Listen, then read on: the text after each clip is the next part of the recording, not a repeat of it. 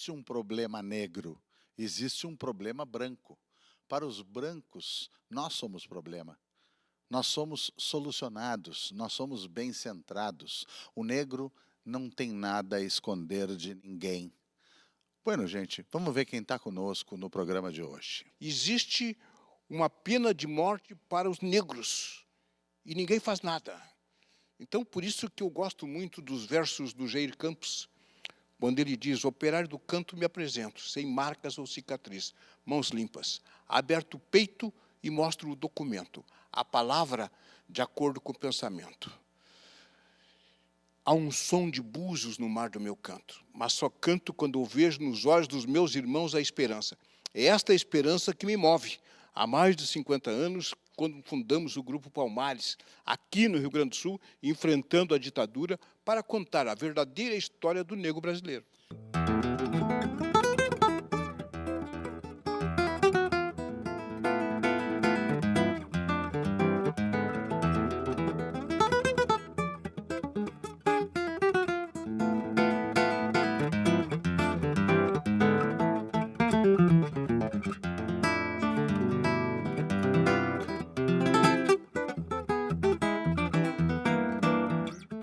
Tá aí, o advogado, escritor, psicanalista e radialista Antônio Carlos Cortes e o violonista e compositor Mateus Alves. E a gente deu a de casa com esse trecho, com essa declaração a respeito do problema. E isso, puxa que é assunto e tanto, né? Porque essa definição, o problema negro, existe o problema branco. Quem está declarando isso é alguém que nós já acabamos de apresentar aqui e que tem muitas credenciais sobre vários aspectos da formação e da cultura, da militância na cultura, para tratar de um problema como esse. Alguém a quem a gente agradece muito pela presença na beira do nosso fogo, Antônio Carlos Cortes, que prazer te ter aqui. O prazer é meu, Demétrio. Eu que sou teu telespectador de cadeirinha, sempre aprendendo nos teus programas, porque tem esse lado, esse teu olhar sobre o nosso Cone Sul, sobre o nosso Mercosul, que eu sempre afirmo, não. O Mercosul ele acaba não dando certo porque ele coloca mercadoria no meio, lado cambiário, mercantil, e deveria ser pelo teu olhar, pelo viés da cultura. A cultura do candombe do Uruguai, a cultura do negro no chamamé do Rio Grande do Sul, que eu aprendi contigo, que lá no século XVII os negros é que introduziram através da dança, e pouca gente sabe disso. E a consciência de uma doença, já que a abertura diz da doença, do problema branco, porque nós negros não temos nenhum problema, nós somos, vamos dizer assim, satisfeitos com o nosso jeito de ser. Então, é o olhar que deitam sobre nós é que modifica isso. Então, imagina só, agora mesmo aí se tem a notícia que um rapaz que foi entrar no supermercado em São Paulo e aí quis deixar o seu cachorro amarrado ali fora e tal, não poderia, levou um tiro. Ou seja, existe uma pena de morte para os negros e ninguém faz nada. Então, por isso que eu gosto muito dos versos do Jair Campos, quando ele diz: operário do canto me apresento, sem marcas ou cicatriz, mãos limpas, aberto o peito e mostro o documento, a palavra de acordo com o pensamento. Há um som de búzios no mar do meu canto, mas só canto quando eu vejo nos olhos dos meus irmãos a esperança. É esta esperança que me move. Há mais de 50 anos, quando fundamos o Grupo Palmares, aqui no Rio Grande do Sul, enfrentando a ditadura, para contar a verdadeira história do negro brasileiro. Pois é, enquanto tu falavas, eu pensava nisso, que as pessoas podem, de uma maneira rápida e de uma maneira externa, talvez rápida demais e externa demais, ter a sensação de que esse problema branco em relação ao negro estaria muito mais ameno hoje em dia, né? Em função da representatividade da figura negra em alguns espaços onde não se via, enfim. Mas quando tu fala de números, puxa, não são números, né? Mas quando tu fala do caso desse rapaz e a gente vê os números com relação à violência que os negros sofrem, a gente vê, puxa, mas cadê esse avanço? Esse avanço está muito cênico, e isso é importante, mas existem questões de fundo com as quais vocês estavam lidando lá na fundação do Grupo Palmares. Tu, Oliveira Exatamente. Silveira, como é que é aquele papo de éramos 6? Eu gostei muito daquilo. Efetivamente, esse meu livro que eu estou te presenteando aí, tem na capa os meus avós, o Hermenegildo e a Olívia, com o meu pai no colo. Ou seja, meu pai nasceu em 1917, logo, os meus avós paternos foram filhos de escravizados. Essa é uma constatação. Por isso a minha homenagem a eles na capa deste livro. Então, realmente, lá em 1971, nós éramos 6. O Jorge Antônio dos Santos, o Luiz Paulo Assis Santos, o Oliveira Ferreira da Silveira, Ilmo Silva, Vilmar Nunes e nós. Só que 4, numa estratégia de sobrevivência, em plena ditadura, 4 botaram a cara para bater. O Oliveira, Cortes, Ilmo e Vilmar. Os outros 2, o Jorge Antônio dos Santos e o Luiz Paulo Assis Santos, ficaram ocultos, porque caso a ditadura nos eliminasse, esses 2 fariam a sequência, dariam sequência a essa célula de liberdade que a gente dizia não ao 13 de maio da Princesa Isabel, e sim ao 20 de novembro de Zumbi do Palmares. Ou seja, era uma história contada por nós. Eu era rato de biblioteca e descobri na Biblioteca Pública do Estado do Rio Grande do Sul o livro Palmares, Quilombo de Palmares, do Edson Carneiro, um sociólogo, historiador baiano. E ali eu procurava a data do nascimento de Zumbi. Não encontrei, mas encontrei a data da morte de Zumbi. 20 de novembro de 1695. Então, 1695 foi quando ele foi assassinado lá na Alagoas, naquela região que hoje é Pernambuco, tudo junto lá. Então, levei para o grupo. E o grupo adotou o nome de Palmares. E aí nós fomos chamados a depor na censura, na Polícia Federal, ficamos convidados, entre aspas, detidos, para explicar o que era esse Grupo Palmares. E aí eu disse para o delegado, para os que nos interrogaram, eu disse, a nossa luta não é contra os brancos, a nossa luta é a favor dos negros. E ele disse, vocês estão liberados. Puxa,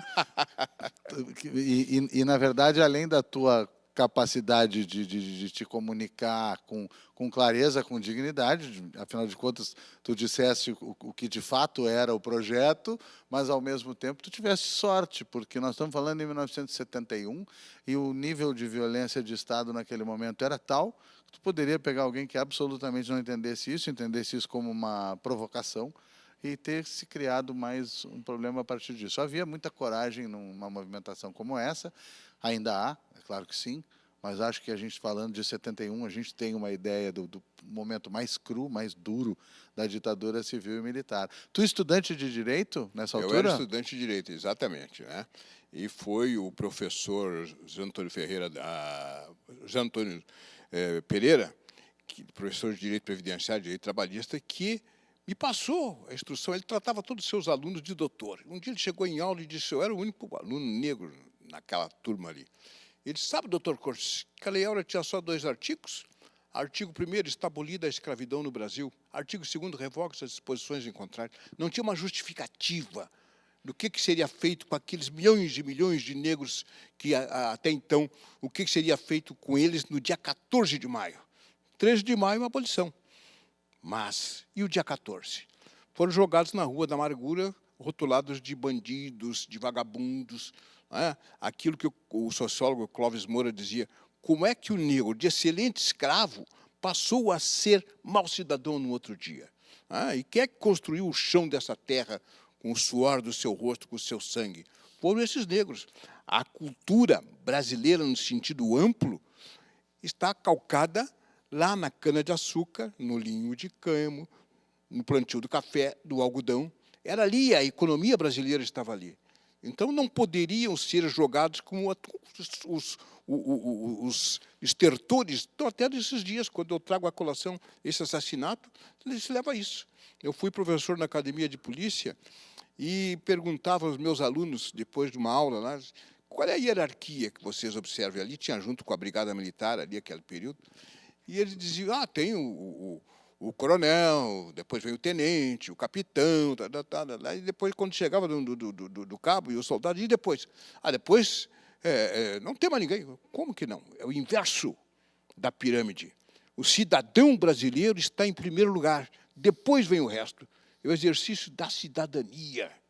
E eles ficavam me olhando com o olho meio atravessado. Completamente inesperada para aquela cultura que estava rolando ali dentro, para aquele discurso que se compartilhava, que se impunha, que se ensinava, enfim, ali dentro.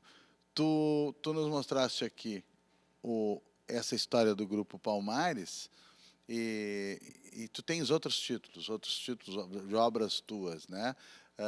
E aí aparece um pouco dessas formações todas tuas, porque, por exemplo, eu sou muito intrigado, muito interessado na alma do carnaval no espelho, porque daí é o Cortes psicanalista, mas é o Cortes que adora carnaval, estava até me contando meio em primeira mão aqui um negócio para o próximo carnaval. Fala um pouquinho disso aí.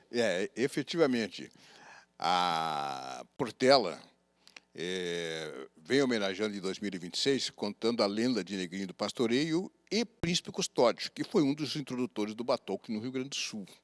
Então, seria a morte do Negrinho do Pastoreio, daquela forma cruel, mas reencarnando como Príncipe Custódio. É isso que vai ser contado na Avenida. Mas, ao mesmo tempo, a Portela está contando a presença do negro no Rio Grande do Sul. Porque, quando eu viajo fora do estado e digo que sou do Rio Grande do Sul, mas tem negro lá? Eu digo, sim, tem negro, sim. Nós somos 20% da população. E eu digo isso. Aí eu pergunto, vocês sabem qual é o percentual de negros que tem nos Estados Unidos? Não, deve ser 50%, 60%. Não, é o mesmo percentual de negros que tem no Rio Grande do Sul, 20%. Só que eles fazem tanto barulho que dá a impressão que são mais. Então, quando eu falo nos meus livros sobre a cultura negra e esse olhar psicanalítico, eu pego, por exemplo, nesse Grupo Palmares, eu pego o Antônio Cândido, quando ele dizia que o navio negreiro do Castro Alves era o inverso da história. Então, nós do Grupo Palmares, que nascemos dentro do grupo de teatro da Sociedade Floresta Aurora, que fazia peças com o sentido de mexer com a cabeça, com a mente, do lado importante disso, e o que diz o navio negreiro? Estamos em pleno mar. Era um sonho dantesco o tombadilho, tinir de ferros, estalar de açoites, legião de homens negros na noite horrenda a dançar. Negras mulheres suspendendo as tetas, magras crianças cujas bocas pretas regam o sangue das mães. Outras moças, mas nuas, no turbilhão de espectros arrastadas, em ânsias e mágoas vãs. Um de raiva delira, outro enlouquece. Outro de martírio embrutece. Canta, dança, chora ali. Ó Deus dos desgraçados, dizei-me vós, Senhor Deus, se é mentira, se é verdade, tanto horror perante os céus. Quem são esses desgraçados que não encontram em vós mais que o rir calmo da turba? Diz o tu, severa musa, musa cibérrima audaz. São os filhos do deserto onde a terra esposa a luz, onde voa em campo aberto a tribo dos homens nus. Antes bravos, fortes, hoje míseros escravizados, sem água, sem luz, sem ar. Ó mar, por que não apaga com esponja de teu manto este borrão? Astros, noites, tempestade, varrei os mares tufão. E existe um povo que a bandeira empresta para tanta infâmia e covardia. Da eterna plaga, levantai-vos, heróis do novo mundo. Andrada, arranca esse pendão dos ares, Colombo, fecha a porta dos teus mares.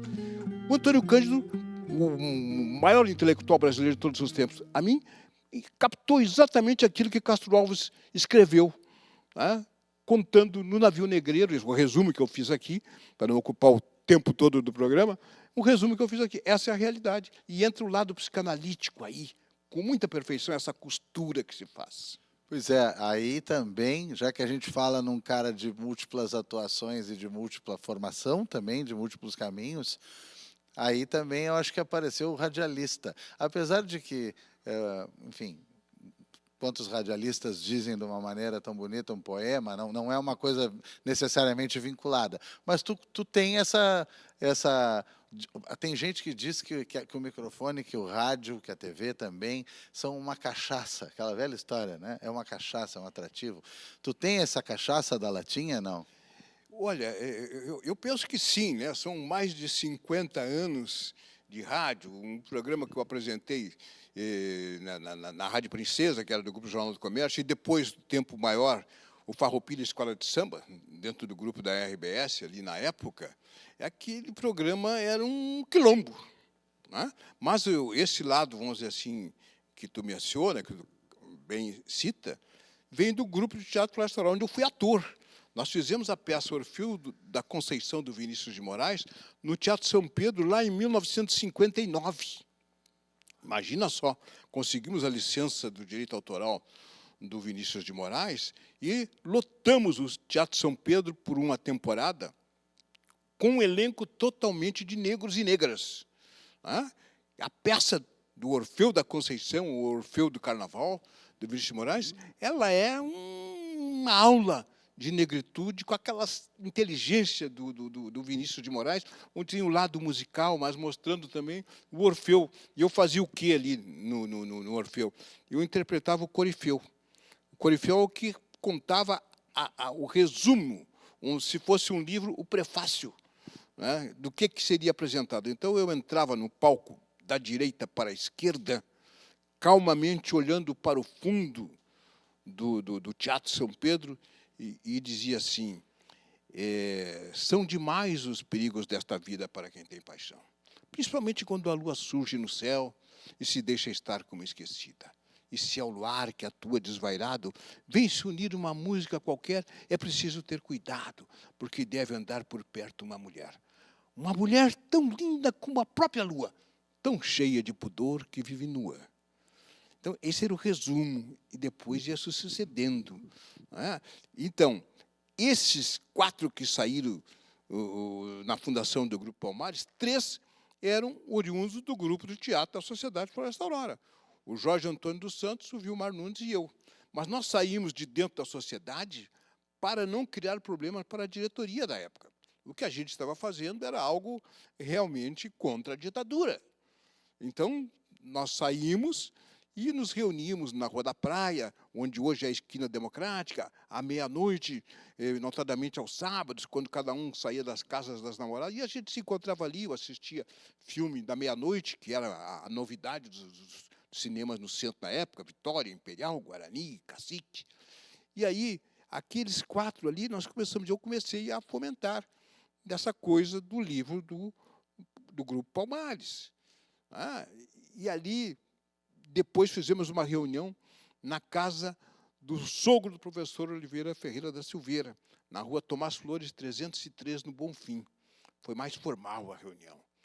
A segunda reunião foi na Rua dos Andrades, 849, Rua da Praia, porque o meu pai era zelador do Departamento da Loteria do Estado. E aí franquearam a sala, a mãe fazendo os quitutes, a mãe, a dona Isolina, né, que também botava pilha em nós, né, servindo chá, servindo cafezinho, servindo doce e tal, tudo, e dando os pitacos. A mãe morreu com 104 anos em Viamão, há pouco tempo, aí, 4 anos por aí.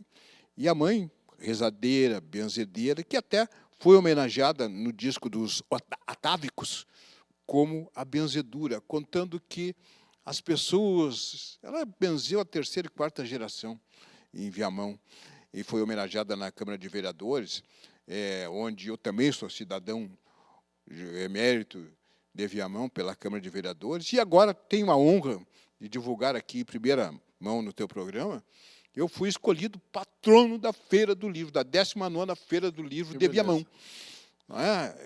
O quê? Homenageando os negros e homenageando os índios. E a minha mãe tinha o sangue indígena. Então, eu tenho o índio comigo também.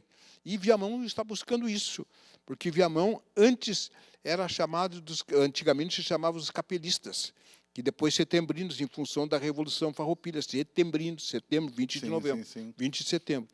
E capelinos por quê? Porque a igreja matriz de Viamão, Nossa Senhora da Conceição, ela era uma fortaleza também.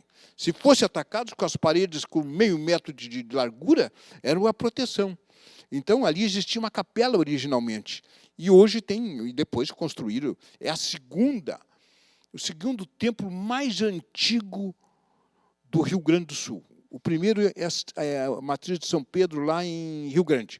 O segundo é a matriz aqui de Viamão. É linda, então, né? tudo isso vai estar presente nesse momento que eu vou ter a possibilidade de conversar com a juventude, com as crianças, com os adolescentes aí em Viamão, que é a minha Genial. terra também. Que importante. E, bom, quando tu falas que aquele grupo veio do teatro na Floresta Aurora e, inclusive, tu dá uma data do Orfeu em 59.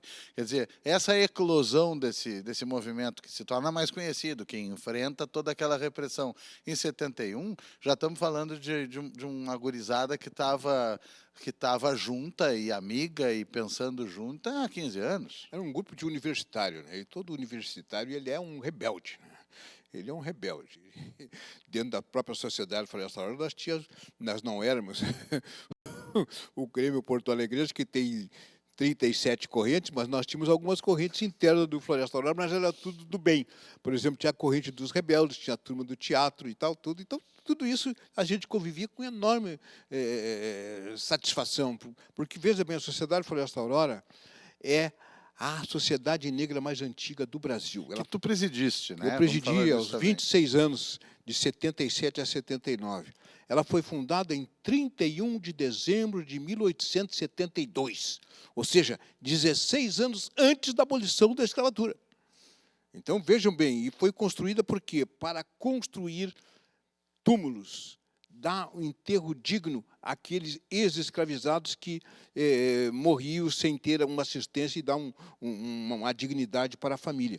E a igreja Nossa Senhora do Rosário dos Homens Pretos, que é a igreja do Rosário, que está ali na Vigário José Inácio, que era antes, e depois, veja bem, olha as perseguições que a gente sofreu.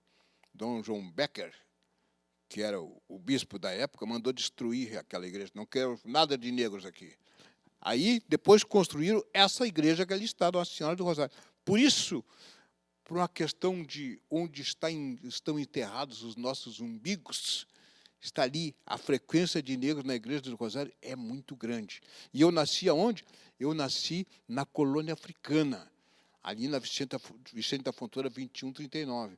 Depois, a especulação imobiliária levou meu pai para o pé do Morro Santana. Do Morro Santana, nós fomos para o Morro do Menino Deus. E hoje quis o destino que eu moro no Morro do Osso. Ou seja, eu sou o nego de morro com muita honra. Que ótimo. Com as coisas que tu está contando e resgatando, alguém poderia pensar, e se não pensar, eu sugiro aqui a palavra atavismo, né? E aí tu falaste, primeiro tu falaste na capela, tá aqui, e tu falaste neste trabalho aqui que eu quero mostrar também, né? Os atávicos. Quem são os Excelente atávicos? Como é que é essa história aqui? Um dos componentes dos atávicos era, vamos dizer assim, amigo da minha mãe, não é? E também identificado com a cultura negra. Tanto que ele fez, abre o disco falando de bugio. E bugio tem tudo a ver com a cultura negra, porque a dança do bugio, que é dois homens dando tipo de umbigada, para provocar o quê? O amor da mulher. Então, e o ronco do bugio, que eu tive a felicidade de, no Conselho Estadual de Cultura, colaborar também num trabalho da Comissão da Música, coordenada pelo Sadovski, fez com que o bugio se transformasse, colaborasse, no sentido de que hoje o bugio, que é o único gênero genuinamente sul-riograndense, o bugio é patrimônio imaterial do Rio Grande do Sul. E agora nós estamos numa luta também, né, embora eu tenha concluído meu mandato no Conselho, eu fui 3 vezes, por 10 anos, integrando o Conselho intercaladamente, e 3 vezes presidente. Então, o bugio teve esse braço do Conselho, que agora está lá tentando também transformar o samba rock em patrimônio nosso aqui, num trabalho do Bedeu e de outros. Importante. O tempo nos alcança, não nos perdoa. Antônio Carlos Cortes, que bela conversa que poderia durar muitíssimo mais. O que tu quiseres dizer para as pessoas, para a gente encaminhar o nosso intervalo aqui? O que eu digo é o seguinte, o Brasil tem uma maioria negra. Nós somos mais de 65% da população. E que não contribuímos mais onde não permitem que a gente participe. Então, é um recado aos nossos governantes. Deem visibilidade aos negros. Tu não encontra negros nas câmaras municipais, nos executivos, no legislativo, no judiciário. E quando encontra, é um. Ou seja, é uma exceção que confirma a regra. A consciência de uma doença nos leva à cura. Então, curem-se, porque nós estamos curados há muito tempo. Tá aí, Antônio Carlos Cortes apontando exatamente onde está o problema e nos dando a honra dessa conversa, dessa visita. A gente vai para o nosso intervalo e, como sempre, antes disso, a gente vai cevar a palavra.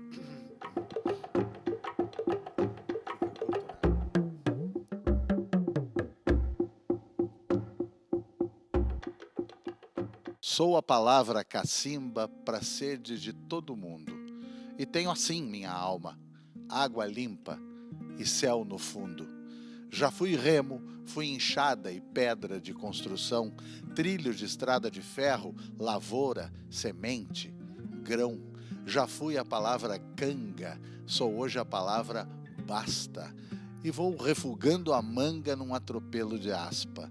Meu canto é faca de charque voltada contra o feitor, dizendo que minha carne não é de nenhum senhor.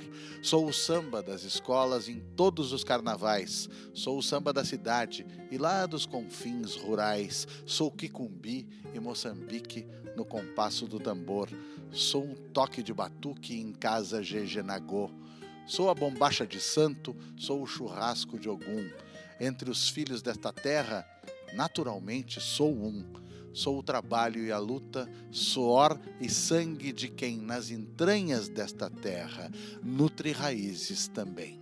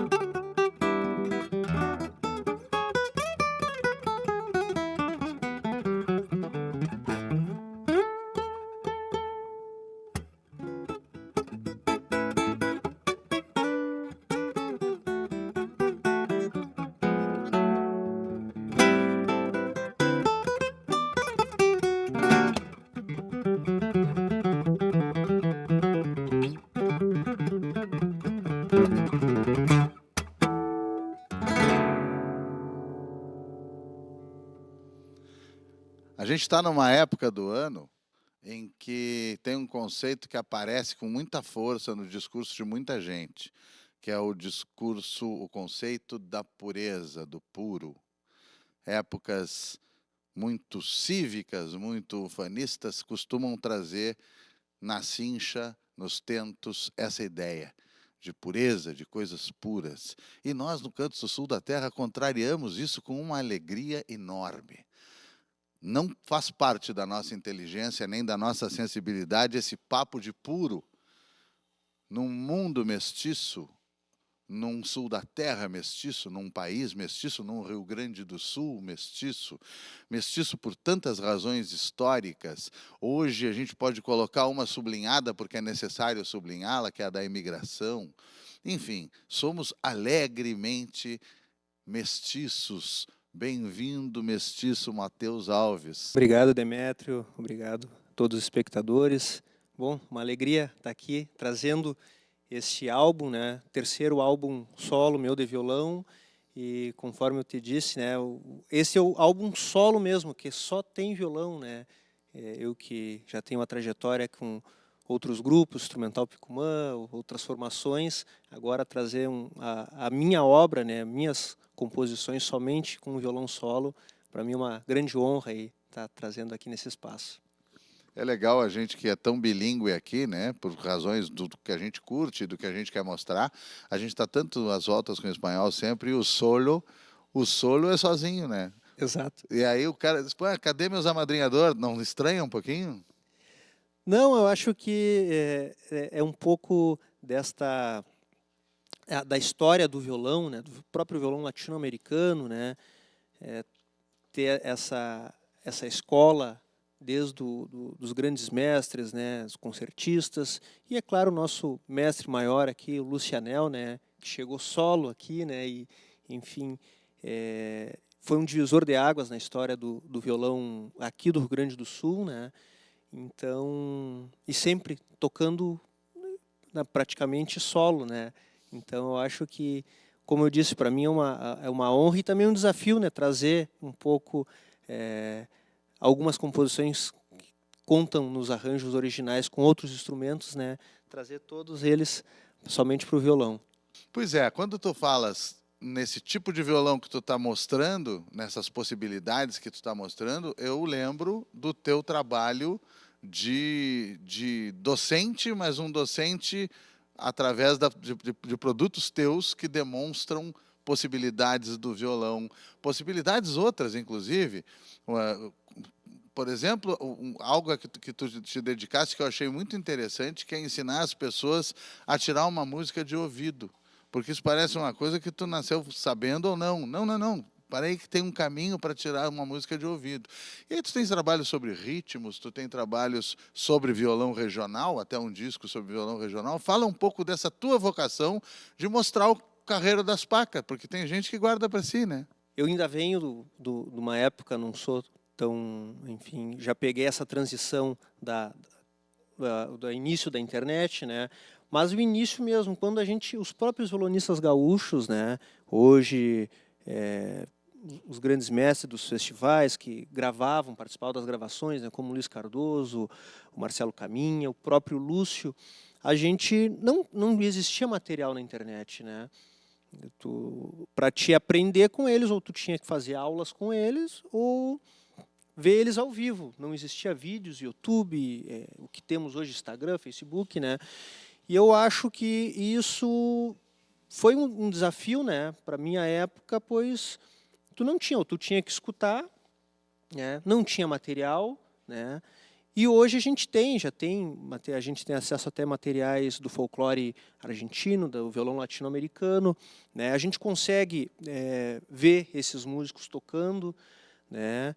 E essa minha entrada nessa parte docente foi, eu tenho licenciatura em música, né? Aqui no IPA, aqui em Porto Alegre, né? Que até é um curso que já foi extinto, e trazer o violão gaúcho, o violão latino-americano, é exatamente essa busca, né, de passar o que eu pude aprender nessa trajetória, né. E aí tudo isso que tu citaste aí são cursos que eu tenho na internet, né, estão à venda, quem me segue, quem quiser pesquisar aí no Instagram, no YouTube, nos meus perfis, tem esses cursos, né? E são temáticas que sempre quem vai fazer uma aula, uma mentoria individual comigo, sempre pergunta, né? Como é que eu faço para tirar a música de ouvido? Como é que eu faço para tocar os ritmos? Então, a partir daí, eu fui criando esses cursos, né, que já ajudam, já entregam esse material para quem for curioso, para quem está a fim de estudar e buscar isso. Isso é muito interessante. É interessante para mim, pessoalmente, ouvir isso, porque alguém que trabalhou sempre de uma forma não formal, de uma forma que é de ouvido, eu ficaria muito atrapalhado com essa pergunta. Como é que eu vou ensinar a tirar algo de ouvido? E tem, tudo é passível de ser colocado num método com inteligência, com conhecimento, e também com esse desprendimento de mostrar para as pessoas algo que pode parecer... eu não tenho nada contra essa palavra, não estou fazendo uma crítica para quem pensa por aí, mas todo mundo fala no dom, o dom, o dom, e às vezes existem caminhos, serviços, trabalhos para fazer que te aproximam, podem te acercar esse dom, né? Isso que se chama dom. O trabalho com o Picumã foi formador para ti, faz parte da tua mestiçagem principal, como é que tu definiria? Com certeza, né? O trabalho com o Picumã foi esse ponto inicial para a composição instrumental, né? Eu já tenho aí uma participação nos festivais nativistas, acompanhando artistas, mas foi a partir ali do instrumental Picumã que aquelas primeiras ideias, aquelas primeiras composições, né, tomaram forma. A gente começou, sempre um intuito inicial do grupo foi tocar coisas nossas, né, composições próprias, e ali eu já pude trazer algumas, mas sempre com esse olhar mais de compor para outros instrumentos, né? Então, as minhas primeiras composições não eram feitas necessariamente para violão, né? Eu sempre pensava mais notas longas, na flauta, no acordeon, né? As coisas rítmicas. E aí, a partir do momento, eu comecei a ver que algumas ideias minhas se encaixavam mais no violão. Foi aí que saiu o primeiro disco, o Violão Regional, que é 2020, né? Eu comecei a gravar em 2019, já a partir de composições que eu já tinha feito há uns 4, 5 anos já. Então, a partir daí, saiu o primeiro disco, né? E sempre com essa ideia da mistura, né? O Picumã é uma fusão, né? De 5 músicos, mas já de vários estilos. Tem um pouco da música regional, gaúcha, um pouco dessa coisa latino-americana, um pouco da música brasileira, da música do centro ali do caribenha, né? Então, sempre no meu trabalho teve essa fusão, né? O próprio Violão Regional, como primeiro álbum, tem um pouco disso, tem um pouco de baião, tem um pouco já de música brasileira, mas já focado mais no violão. E acho que essa mistura está presente no meu trabalho. Eu tento também passar isso nos cursos, né? Sempre mostrando essa influência que a gente é desse tipo de música, essa influência. Eu acho que isso é um pouco do que formou o meu violão. Interessante, inclusive essa tua fibra relacionada a pensar em outros instrumentos, em outras sonoridades. A gente segue esse papo em seguidinha. Vamos ouvir mais uma do Mestiço? Com certeza, com certeza. Vamos tocar uma milonga aqui, que é uma milonga que tem bem essa vertente platina. Eu fiz meio inspirada naquelas coisas do Taquito Militar, essas músicas do Milongueiro de Lager, né? Uma milonga bem tradicional, assim, mas também com uma pitada aí de outros estilos.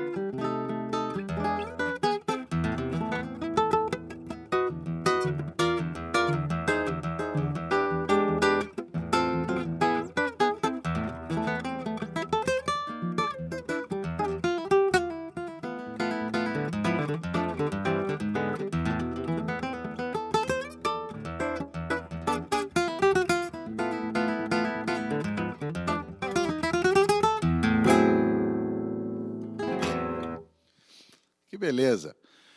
É uma peça redonda, é uma peça em si, né? Com seu início, seu meio, seu fim, com o resultado que cada uma recebeu e recriou em casa.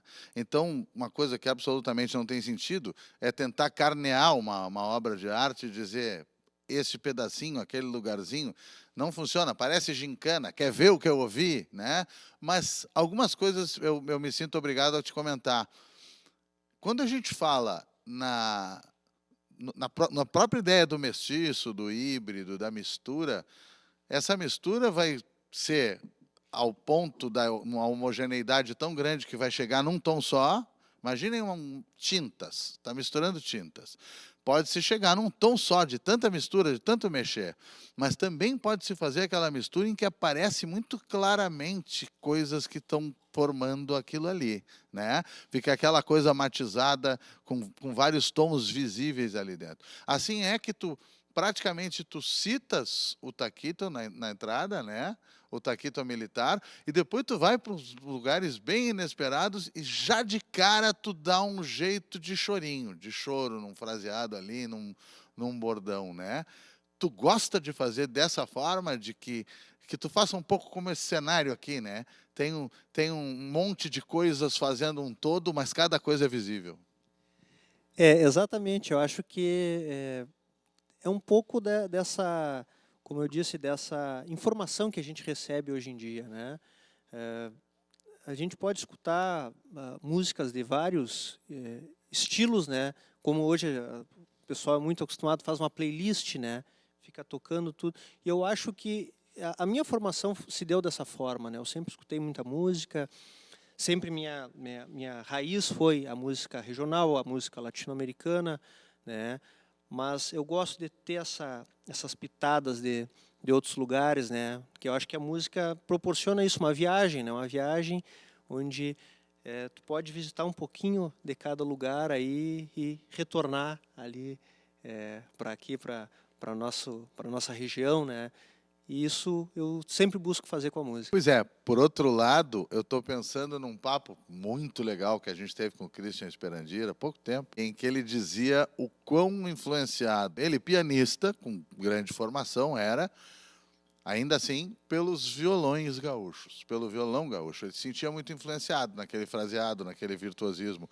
Eu posso identificar isso em ti, mas tem uma coisa muito serena na tua digitação e muito limpa, muito pura, que eu não estou criticando nenhum outro, mas às vezes a pessoa privilegia uma frase mais, enfim, mais grandiloquente, e não tanto a técnica nisso, né? Faz uma escala mais porrada, faz um pouco de ruído ali, mas faz parte da sua expressão. E tu não, tu faz uma coisa extremamente tranquila e controlada pela técnica, a impressão minha. Bom, nessa busca sempre a gente sempre, é claro, escuta os nossos violonistas de raiz, mas a gente escuta muito o violão clássico, né? O violão clássico tem um pouco dessa, o violão erudito tem esse refinamento mais técnico, né? Digamos assim.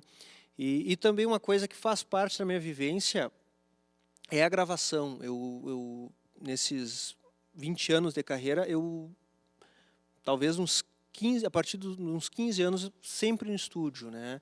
Eu tenho estúdio, gravo muito, então eu acho que isso ajuda muito nesse refinamento, né? Porque ali tu está escutando, tu está o dia todo com fone, tocando, microfonado, né? E isso talvez ajude, né?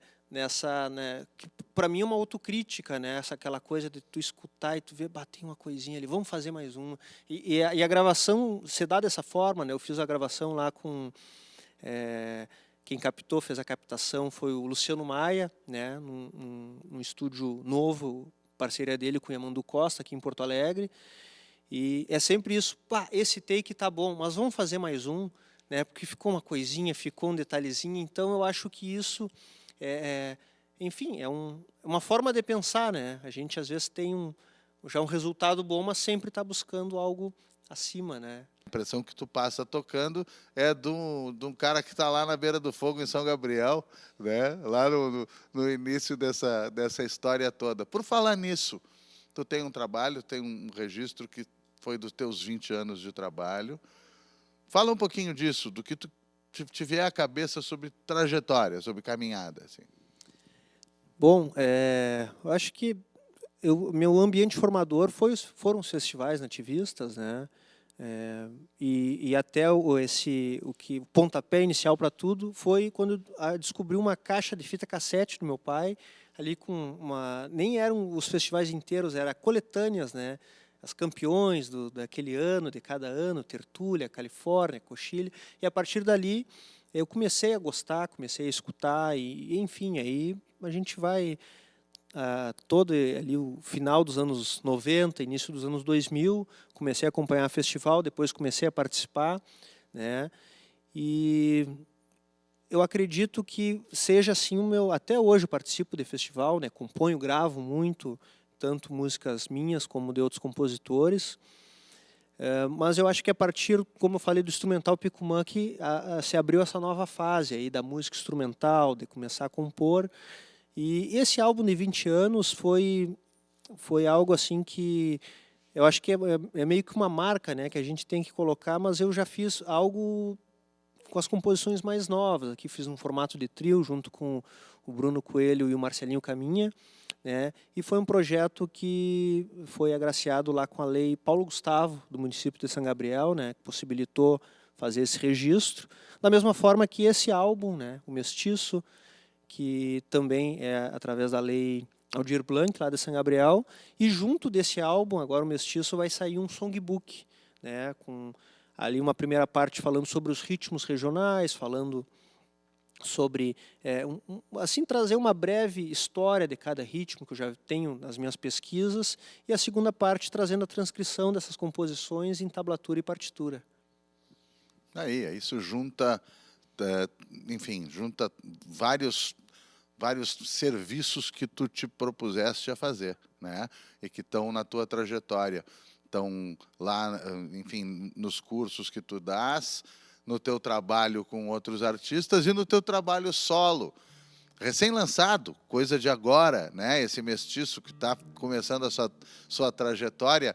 E como dizia aquele poeta, solo sin soledad, né? Matheus Alves, muito obrigado. Obrigado, Demétrio. Bem, uma grande honra estar aqui, trazendo um pouquinho da minha história, né, mostrando um pouco do meu trabalho aqui no Canto do Sul da Terra. Foi um grande prazer para nós. Foi não, porque ele encerra para nós aqui, vai tocar um pouco mais desse trabalho do Mestiço e a gente fica por aqui. Mais ou menos, né? Vocês sabem, nós nos estamos vendo. Até a próxima lua com o Cantos do Sul da Terra.